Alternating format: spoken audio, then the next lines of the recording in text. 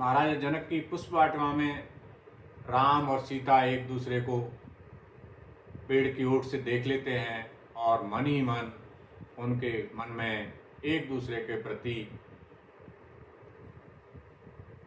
प्रेम और प्रीति उत्पन्न हो जाती है। उससे अगले दिन सीता जी के स्वयंवर की तैयारियां पूर्ण हो गई हैं। तीनों लोकों से बड़े बड़े बलशाली राजा महाराजा, यहाँ तक कि कई देवता और दानव भी मनुष्य रूप में स्वयंवर में आए हुए हैं। राजा जनक सभा में प्रवेश करते हैं और महर्षि विश्वामित्र तथा राम लक्ष्मण का आदर सत्कार स्वागत करते हैं। रंगशाला में ले जाते हैं। सब मंचन तय मंच एक सुंदर विशद विशाल, मुनि समेत दो बंधु तह बैठा रे महिपाल। सीता जी रंगशाला में प्रवेश करती हैं। सखियों के साथ आती हुई जनक नंदिनी का रूप बहुत ही सुंदर और मनभावन है।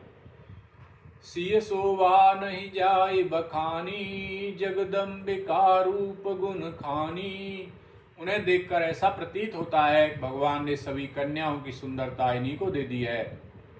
सीता जी को देखकर राम सहित सभी राजा महाराजा आश्चर्यचकित हो जाते हैं और कहने लगते हैं, इतनी सुंदर और रूपवान कन्या को आज से पहले हमने कभी नहीं देखा। सभी राजा मन ही मन विचार करने लगते हैं कि इस शिव धनुष को तो मैं ही उठाऊंगा। राजा जनक धनुष उठाने के लिए बारी बारी से सभी राजाओं को आमंत्रित करते हैं। सभी राजा धनुष को उठाने की चेष्टा करते हैं, परंतु धनुष को उठाना तो दूर हिला भी नहीं पाते। राजा जनक कहते हैं, ऐसा प्रतीत होता है रानियों ने वीर पैदा करना बंद कर दिया है। अब जन कोई माँ के भट मानी, वीर विहीन मही में जानी। तजौ आस निज निज गृह जाऊं, लिखान विधि वैदेही विवाहु। जनक जी कहते हैं, अब यदि मैं अपने प्रण को वापस लेता हूं तो मेरे कुल की कीर्ति कलंकित हो जाएगी, और वापस नहीं लेता तो मेरी पुत्री सीता कुंवारी रह जाएगी। यह सोचकर महाराजा जनक दुखी होते हैं। राजा जनक की पत्नी महारानी सुनैना को जब यह ज्ञात होता है कि धनुष को कोई भी राजा नहीं उठा पाया,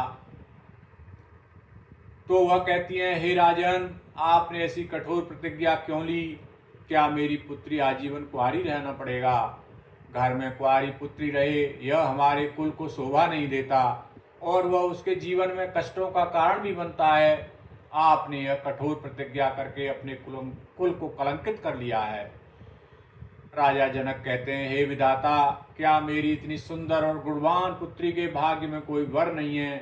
दुखी और निराश राजा जनक स्वयं को ही दोषी मानते हुए कहते हैं, हे विधाता, मैंने यह क्या अनर्थ कर दिया? मैंने यह सोचा था कि पृथ्वी पर वीरों की कमी नहीं है, ऐसा सोचकर ही मैंने यह प्रण लिया था।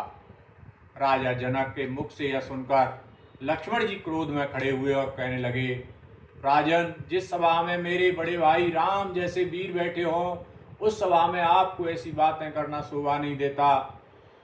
रघुवंशी महु जह कोई होई, ते समाज कहई न कोई। कहीं जनक जन अनुचित वाणी, विद्यमान रघुकुल मन जानी। लखन सकोप बचन जे बोले, डगमगान मय दिग्गज डोले। सकल लोग सप भूप डराने, सियहि धनुष जनक सकुचाने। लक्ष्मण जी की यह बात सुनकर जनक जी कहते हैं, सभासदों, आपका अपमान करना मेरा कोई उद्देश्य नहीं है, परंतु मैं एक पुत्री का पिता होने के नाते अपनी भावनाओं को रोक नहीं पाया। यदि मैंने कुछ अनुचित बोल दिया हो तो मैं क्षमा प्रार्थी हूँ। यह तो सर्वविदित है, सत्य है कि इस सभा में कोई भी इस शिव धनुष को हिला भी नहीं सका है, तो यह मानना कोई अनुचित नहीं है। पृथ्वी वीरों से शून्य हो चुकी है, खाली हो चुकी है।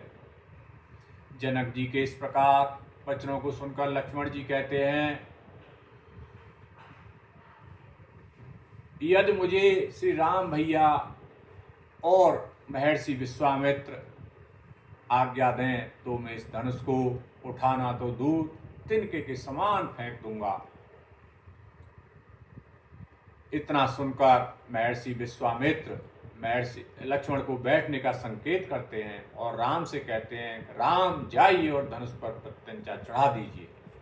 महर्षि विश्वामित्र की आज्ञा सिरोधार्य कर श्री राम उठते हैं। उठऊ राम भंजहु भव चापा, मेटेउ तात जनक परितापा।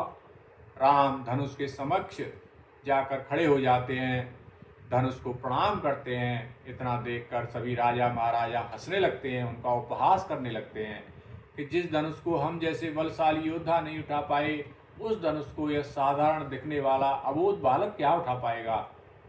लगता है यह बालक अनजान है, इसको अभी दुनिया का कुछ ज्ञान नहीं है।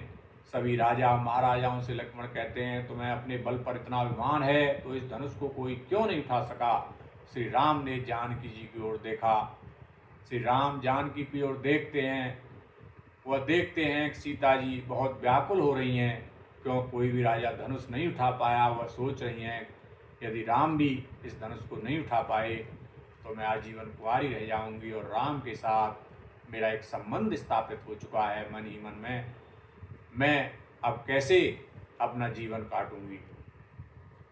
सीता जी का एक एक पल कल्प के समान व्यतीत हो रहा है। सीता जी की व्याकुलता देखकर राम धनुष को पकड़ते हैं।